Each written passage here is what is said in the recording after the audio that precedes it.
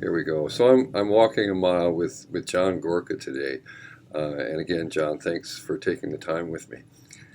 Absolutely. Glad to be with you via telephone. Yeah.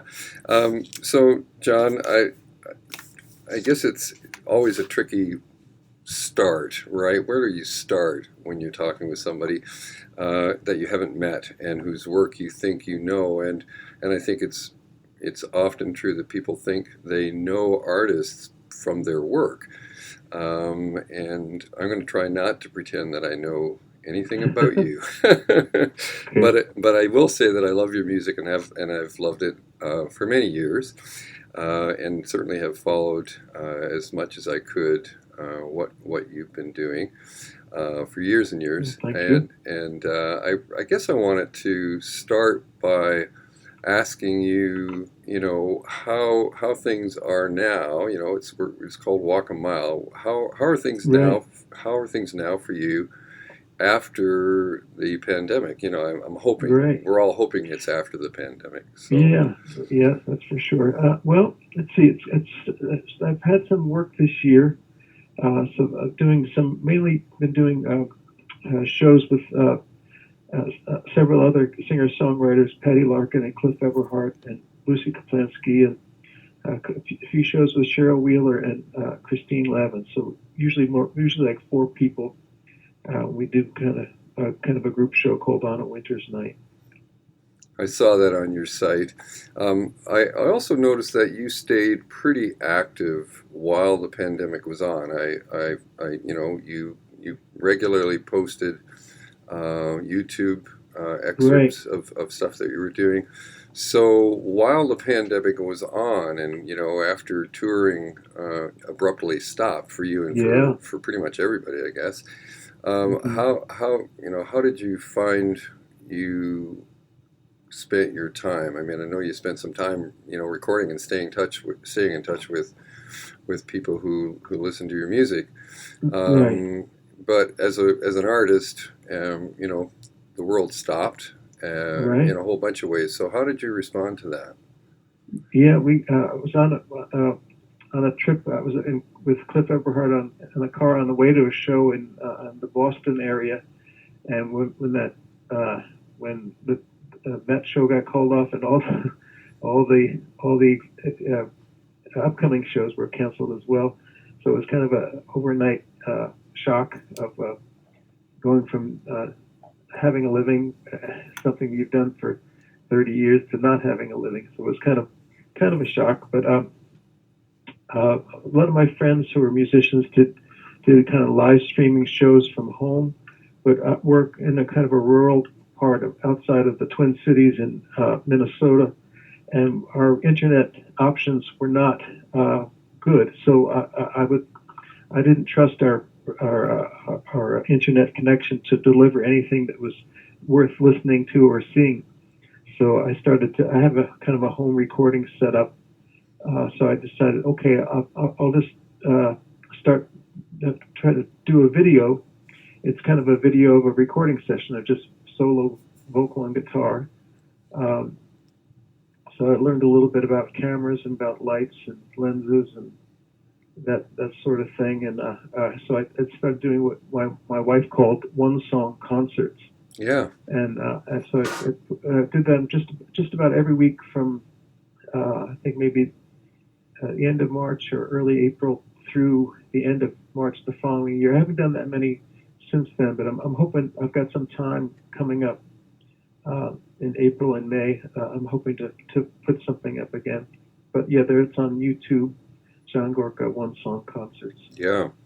So while you were, in that sort of headspace, as an artist who's responding to the world, what was going on as far as what song you were going to write next? Yeah, I wasn't concentrating so much on writing songs, more on what song might be feel right for that that week.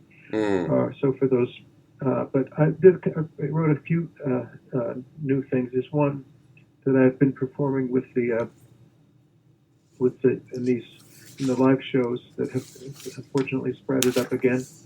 A song called "Hold On," which is not on any of my records. I think it's a kind of an early version of it, but I think it's people would get the gist of it, and just because a lot of people have had a rough time in this. Everybody's had a rough time, but some people were having a rough time before the pandemic, and that the pandemic just made everything worse.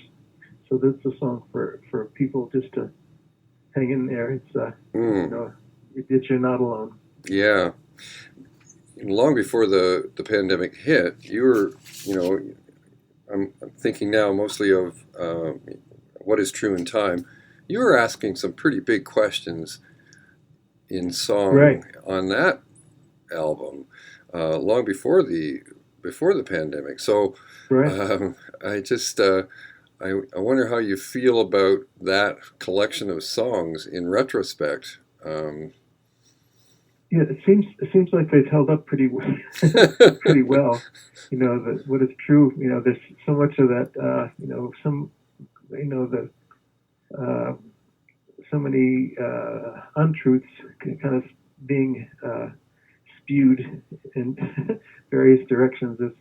That's kind of a question of the day still. What is true in time, and so yeah, some of it.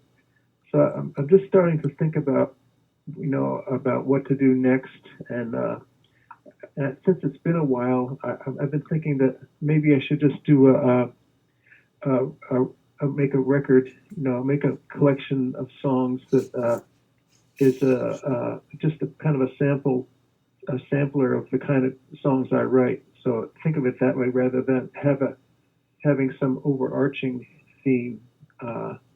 Anyway, that's the thought that's kind of been rattling around my head. Yeah. So well, that kind of begs the question. So when you're approaching a collection of songs or some themes that kind of link them, at what point do you kind of lock in a theme, or do you?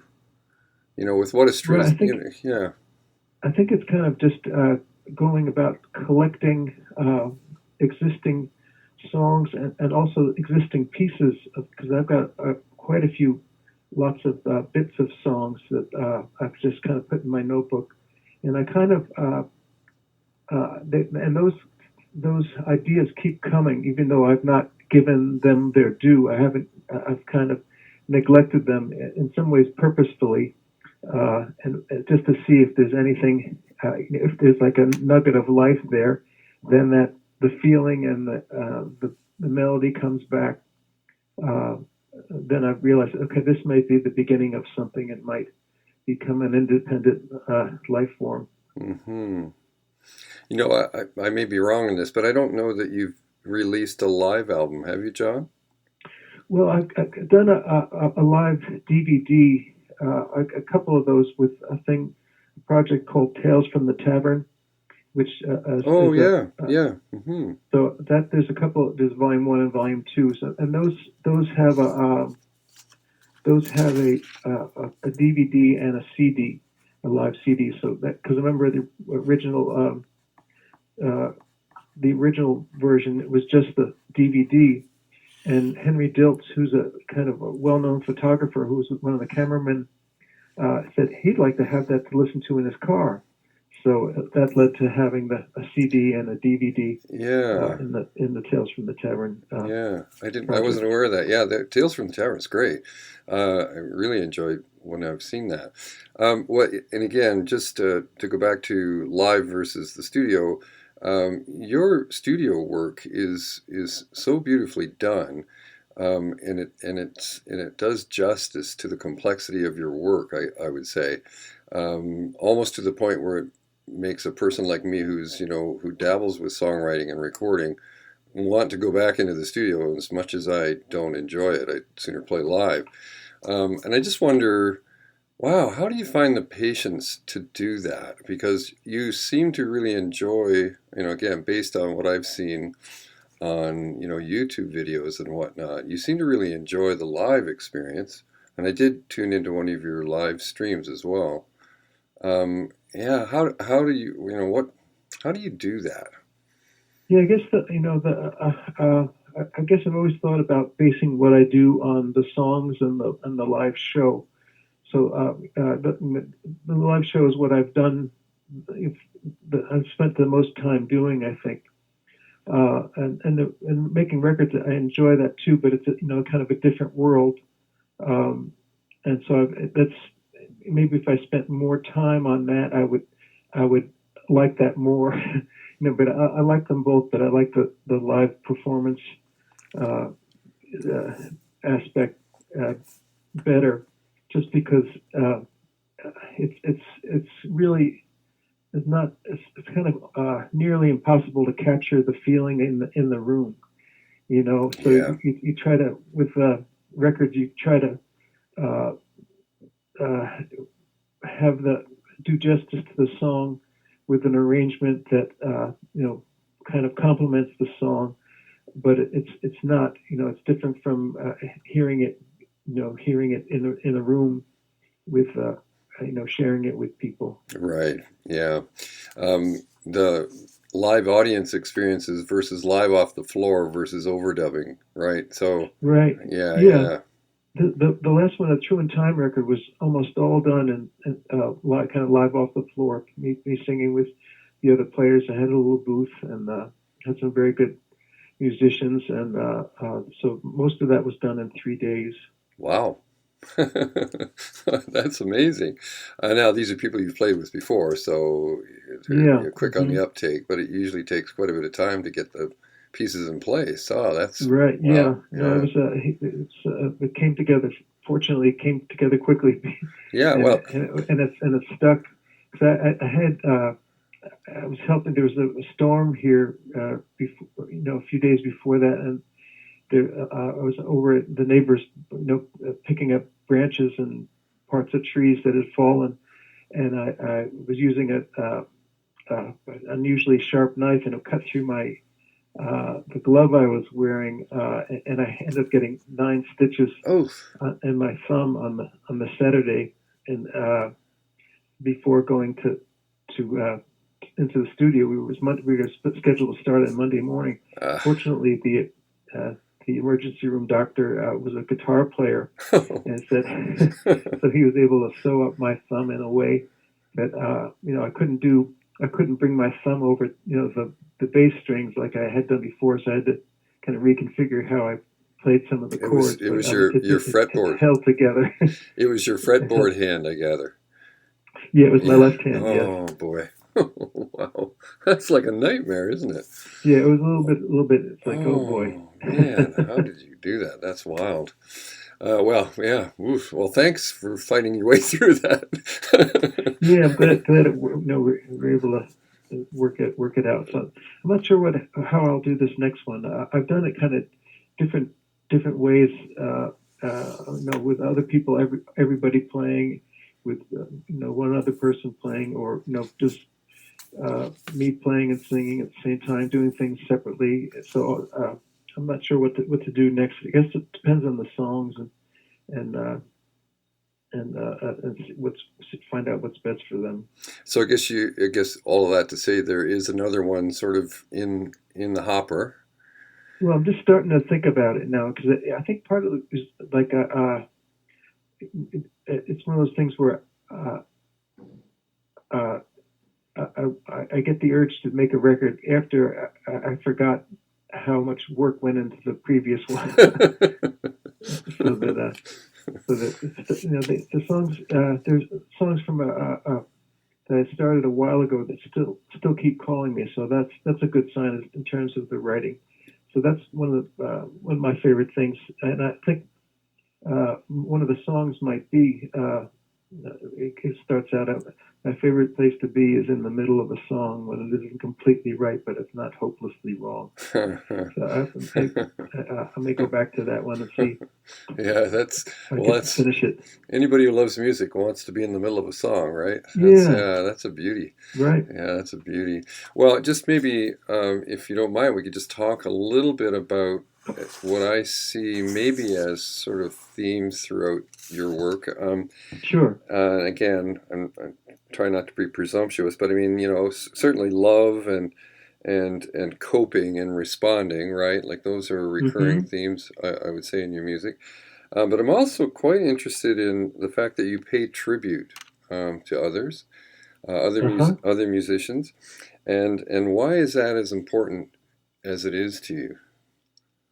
Oh, without them, I wouldn't be able to make music. It wouldn't be nearly as good. So that it's like you stand on the shoulders of giants, and so many musicians, have inspired me. Uh, so that's, I mean, without them, I wouldn't have a life in music. Hmm. And so there, many of them are not around now. Right. Well, there's the song I wrote for Sun House on the True and Time record called Blues with the Rising Sun. And I mean, I've always been inspired by the country blues musicians from the 20s and 30s. I'm not sure what it is about them, but it, I guess it's really, really inspiring. Not so much that I would imitate the kind of music they did, but I don't know, something about them they have found inspiring. Maybe it's because um, their lives were so hard, but their music was so good. Mm, To see what they were able to do with the hand that they were dealt was very inspiring. And then then there was the people more modern people I heard on record, and the people who I got to see at Godfrey Daniels Coffee House. So those are the people who really inspired me, because I thought, wow, that, when I first started going to Godfrey Daniels Coffee House in Bethlehem, Pennsylvania, I felt like I discovered a whole world of music I didn't know existed, and I got to see, some of the people I got to see there were Rosalie Sorrells and Utah Phillips mm, and Stan Rogers and mm, Nancy Griffith, Claudia Schmidt, Jack Hardy, great people who I had not heard before. And then there's some other people like who I'd heard of before but not seen live, like Dave Van Ronk and Eric Anderson. Uh, so that just realized, okay, this is these people.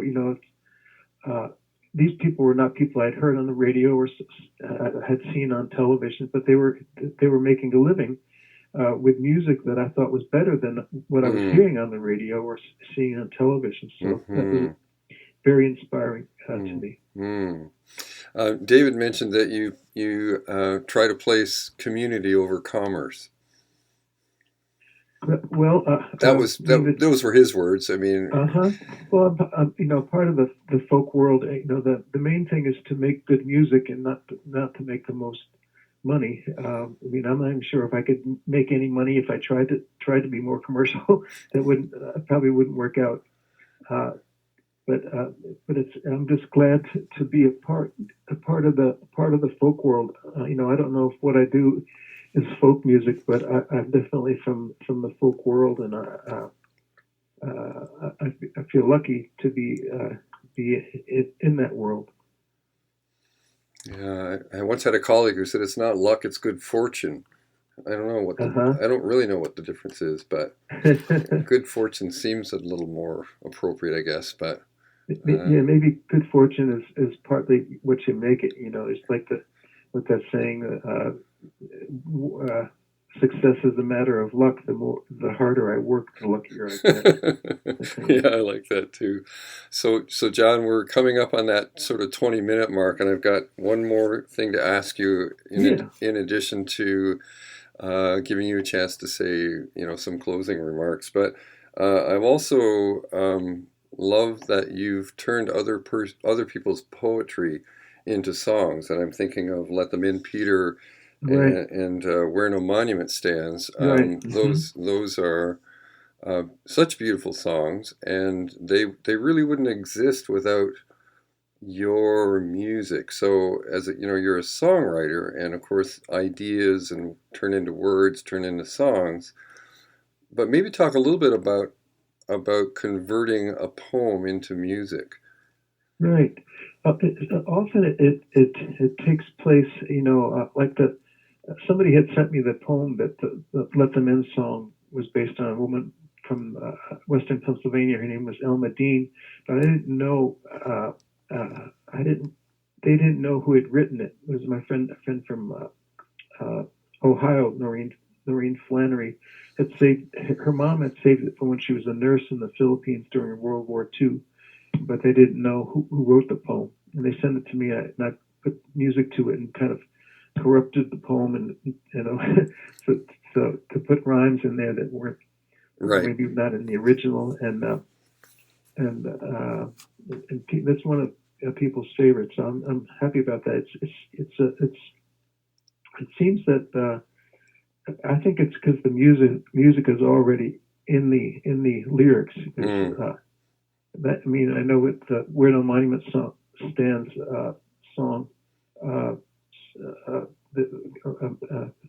some gentleman from California, from the Bay Area, who was making a film about William Stafford's poems, and sent me a book and said pick something out, and I saw Where No Monument Stands, and I just I think I started singing it singing it immediately the way it ended up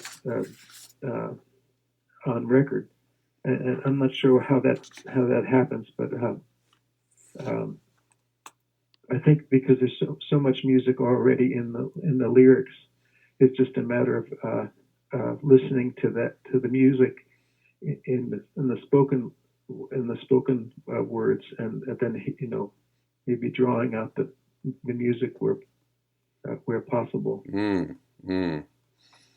I'm not aware of other poems that you've converted into songs or translated into songs. Are there others? I think I think that I did that. I put some.